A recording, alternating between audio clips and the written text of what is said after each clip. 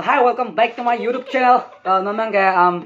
ekta learning dog jindo binong timong alun nasi. Ini ngang samong lo lamang he mane thek pameka kya lunda lyrics ta kichai mejuit. Kasare chok chine ning mane by heart chibi ko andong ding ne hilone chine ju thor the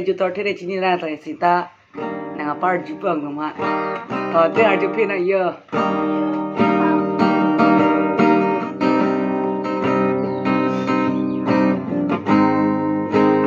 Than thề một cái lưu là cho nên ô càng ho nàng thì nắng chi tu alam sinh về tô lang mà nề pang ô càng ho nàng sinh về che la no nàng bu che ra long lên pena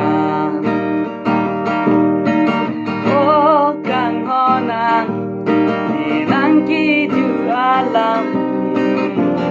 sing video lang madepan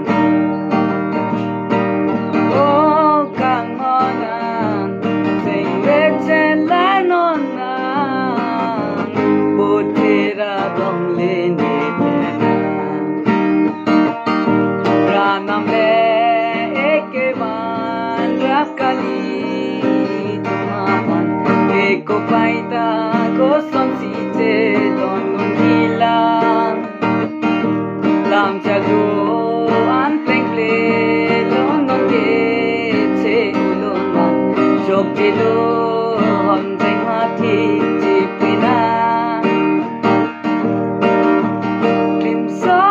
hut ben seng ka te jon alam ko son si teng ne that tum lang kai ding pia chari si te hoklo nang pa rong ro ki tu si ne tim rom panang lim so hut ben sing ka te char alam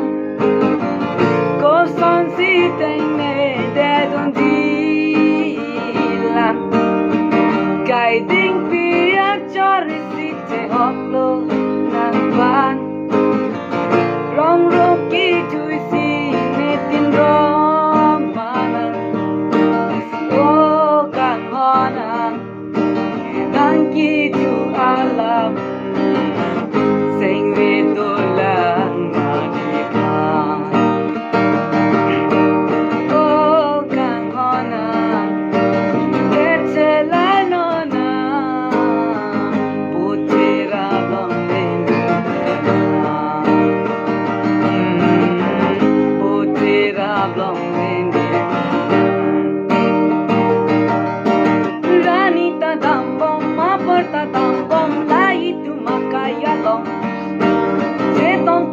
non la sona kangon long dan de long non